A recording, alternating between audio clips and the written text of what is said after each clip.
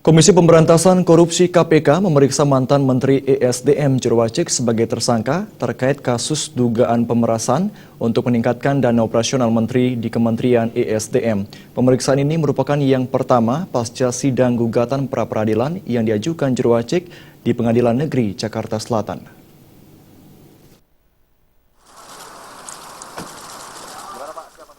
Dengan didampingi tim kuasa hukumnya, mantan Menteri SDM Jero Wacik Selasa siang memenuhi panggilan tim penyidik KPK.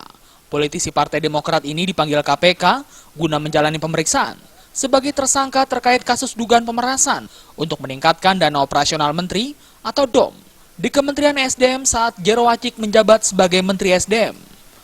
Pemeriksaan ini merupakan pemeriksaan pertama pasca sidang gugatan pra-peradilan yang diajukannya. Namun sayang sidang pra-peradilannya ditolak oleh Hakim Pengadilan Negeri Jakarta Selatan.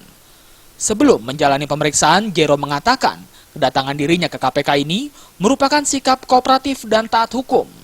Mantan Menteri Kebudayaan dan Pariwisata ini berjanji akan menjelaskan semua tentang kasus di lingkungan SDM.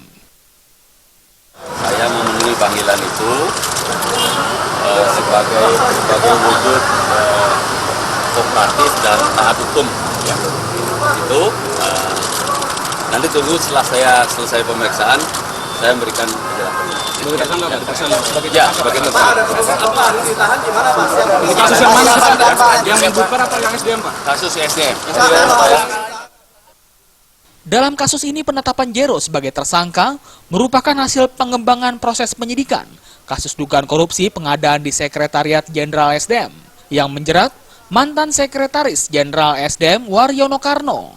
Selama menjadi Menteri SDM, Jero melalui Waryono dan bawahannya yang lain diduga memeras jumlah rekanan pengadaan di kementerian tersebut.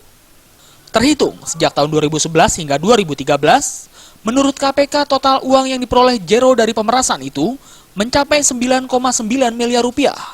Dari Jakarta, Tata Permana.